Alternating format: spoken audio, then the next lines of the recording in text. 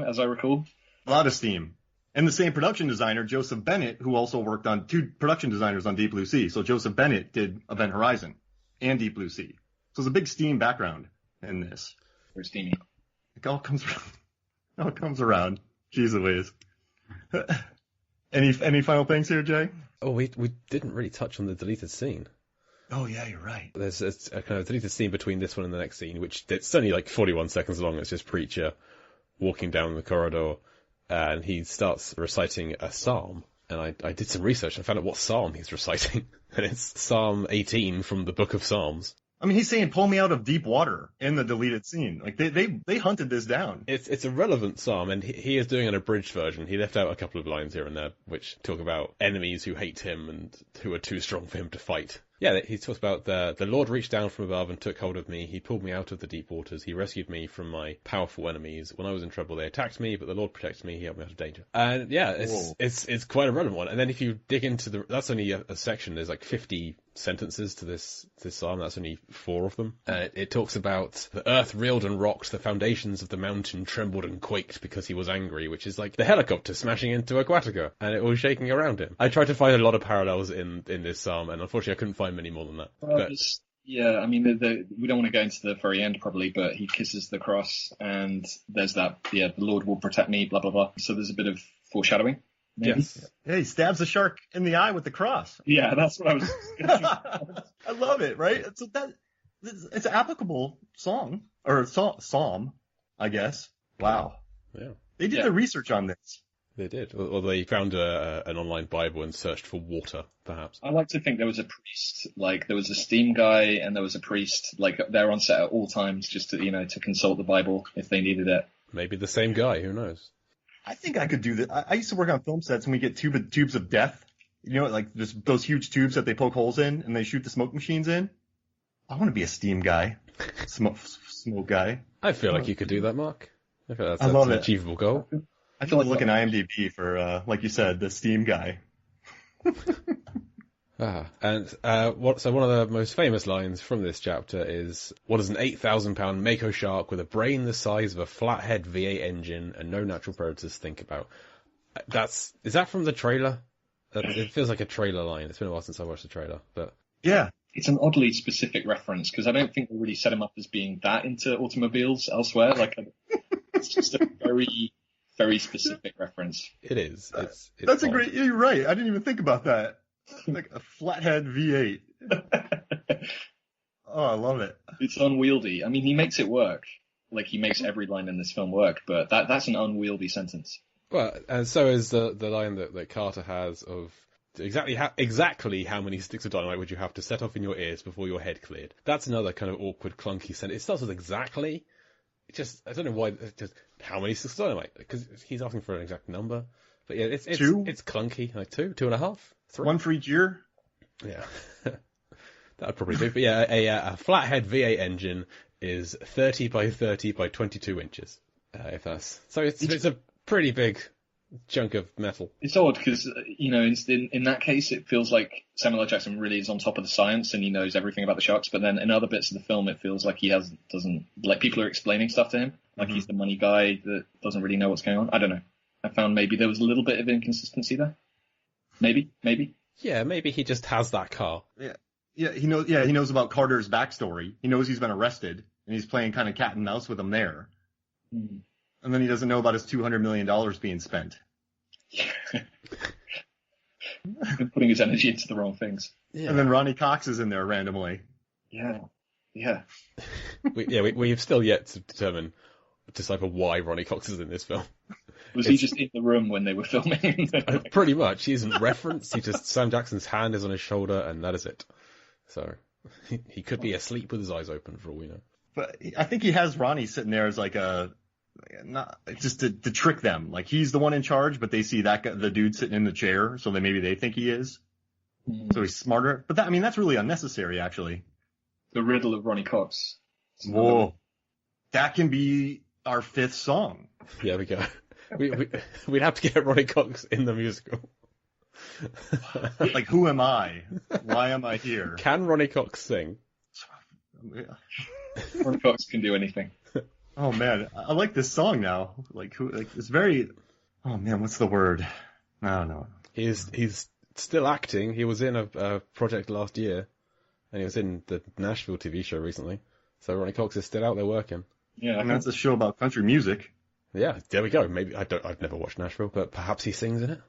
Who can say? Melancholy ballad by Ronnie Cox about his identity, and that would work in this musical, I think. You nailed it. That's the perfect word. That's a melancholy ballad. I want to read the Times review of this, like the melancholy ballad by Ronnie Cox. This $300 million musical based on Deep Blue Sea. It's a Ronnie Cox one-man show. You have to wear a tarp in the first 5 rows if you show up. You will get wet. He plays all the parts, including the sharks. Melancholy ballad. Oh, that's perfect. Anything else, Jay? That's what I got. Nick, do you have anything else you want to talk about the film as a whole or this scene in general? Not really. I don't know how much you guys have talked about the parrot. Is it a parrot or a parrot? Yeah, it is a blue-fronted, like Amazon parrot, I think. Got the info. And they're very loyal, correct? You did some deep research on these things. Blue-fronted Amazon parrot, yes, they are.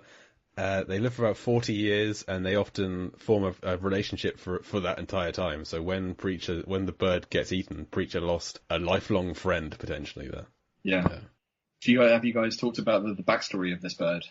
They didn't find a professional bird. Yeah, so they got like just a random bird that they could find. I think so, yeah. They got 2, didn't they? One that could talk and one that could sit on shoulders, I think. Yeah, I was just wondering if that's why you don't see the bird in this scene. You just hear it, and it's calling him dickhead and fat butt. It's a very abusive relationship. Yes.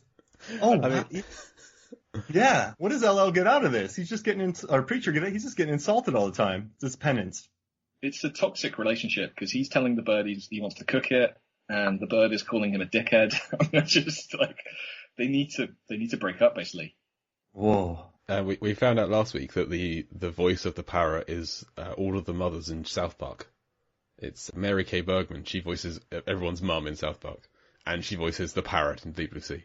So 99, busy year for her. That's when the South Park film came out. Wow. And then the other voice, right, was in Scoob. Frank Welker. Yeah. Frank Welker, and one of the extras from the beginning boat scene, he went on to write the Angry Birds movies in Scoob. And then one of the voice actors in Deep Blue Sea who did the bird voiced is Scooby-Doo. Scooby-Doo. And a pterodactyl in Scoob. And then the pterodactyls go back to Jurassic World. Yeah, it's never-ending connections in this film. Wow. Jimmy Buffett's Margarita guy is probably my favorite 5-second character of cinema. That's a great. Other than Edmund, come on, he's right here. I'll take that as well. Yeah, Jimmy Buffett's interesting. I was going to mention the other 90s film that ends with a song sung from the perspective of the monster in the film, which was sung by Jimmy Buffett. Do you guys know this? I have no idea. This is Frank Marshall's Arachnophobia. Oh. It ends with a Jimmy Buffett song sung from the perspective of one of the spiders in the film, and it's called "Don't Bug Me." And I think that might have inspired Deep Blue Sea's rap. I don't know, maybe. Whoa. It took LL Cool J 9 years to write it. Maybe. So we need a Buffett song. So we need a kind of an island type song for Deep Blue Sea, the musical now. Like a Buffett inspired musical. Okay. Yeah. Filling this out nicely. Yeah. Aquatica Blues, I don't know. So it's like U2 did all of the songs for Spider-Man Turn Off the Dark. Is Jimmy Buffett doing writing all of the songs for Deep Blue Sea? Just surprisingly mellow. Yes. How would he write a melancholy ballad? I'd like to hear it. That's a great point. I'd like to hear it. I'm on board for this. All right. I don't know, but I don't know. I wonder if there are more out there. I wonder if there are more films that end with a song from the perspective of the villain in the film. Like, I like that as a little subgenre. There's got to be a Frankenstein or a Dracula or something. There's so many of those versions where the monster sings at the end. Yeah, there has to be something. I want a Buffalo Bill one from Silence of the Lambs. Jesus Christ. Give you the lotion. You put the lotion. Yeah. What rhymes with lotion? Ocean. Ocean. Oh my God, it's coming together. The motion of the lotion. Oh, brother. Anyway, that's all I wanted to say. Okay, thank you. Do you have anything that you want to plug at this time, Nick? Well, Empire, obviously. If anyone listening can pick up Empire, that would be very nice. And you can read all about Nightmare on Elm Street 4, directed by Rennie Harlan, and you can read Thomas Jane dismissing this film. And also, I'm going to plug my book. What the hell? Wild and Crazy Guys, which is my book about 80s comedy stars, which is out now. So that was Wild and Crazy Guys. Wild and Crazy Guys. Yes, excellent. So that's available all good and evil bookstores. I have to get Chris Hewitt's catchphrase in there. Oh.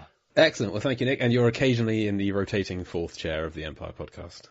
Sometimes. Yes. Sometimes. Yeah. Always a highlight when you're on. Always. Oh, thanks, guys. Great. Thanks for having me on. Thank you for being here. So listeners, you can find this podcast, Deep Blue Sea Podcast. You can follow us on Twitter, Facebook, and Instagram at Deep Blue Sea Pod, or email us deepblueseapod@gmail.com, or you can find more of my writings at lifeversusfilm.com, or over on the Lamb, the largeassmovieblogs.com, and the Lambcast. Mark, where can people find more of you? All right, so you can listen to the Movies, Films, and Flicks podcast. That's Movies, Films, and FLIX. And then I work on the Versus videos for Rotten Tomatoes. Go check that out on YouTube. I also work on their podcast. It's called We Were Wrong. It's just they're talking about rotten movies that audiences love. So look that up. And then I also I just put out a video for the Film Theorists where I debunked Jason Voorhees teleporting. And like I went through all the movies and looked up his teleporting scenes and kind of figured out if he needed to teleport.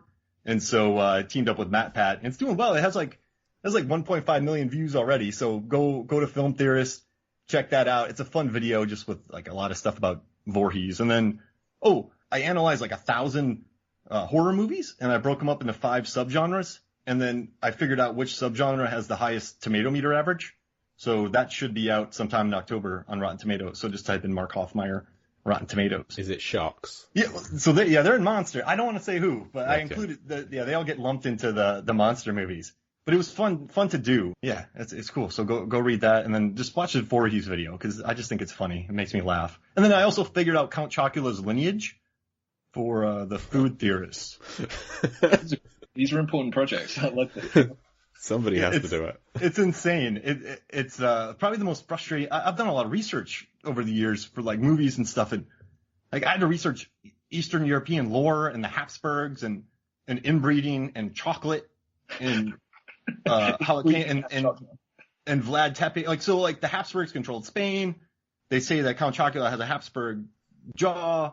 So I learned a lot, but it was pretty tough. So yeah, type in food theorists on YouTube maybe late October. That sounds that's odder than some of the things you've made up on this show, Mark. It's one of the weirdest things I've ever done, and that's saying something, right? I mean, that's yeah. I'm 100% going to read that. I'll share it with you when it comes out. You've got this glazed look on your eyes. Listen, we're in tough times right now, so everyone loves having jobs and getting work, and I have the luxury to do this from the comfort of my own home. But the research on it's a tough one. It was tough. And I was just writing about Count Chocula. Like I bought cereal and I tested it to get in the mindset of Chocula. Yeah, I don't know. Yeah, you're right. There's glazed eye. I'm done. Okay. Well, thank you for joining us, Nick, for this chapter. It's been a pleasure to have you. Yeah, thank you so much. I've really had fun. Thank you. And listeners, come back next week when it'll be the last chance we get to talk about the bird, because it's not going to be around for much longer. But as for today's show, I've been Jake Lurt. And I'm Mark Hoffmeyer. And we'll see you next week. Bye.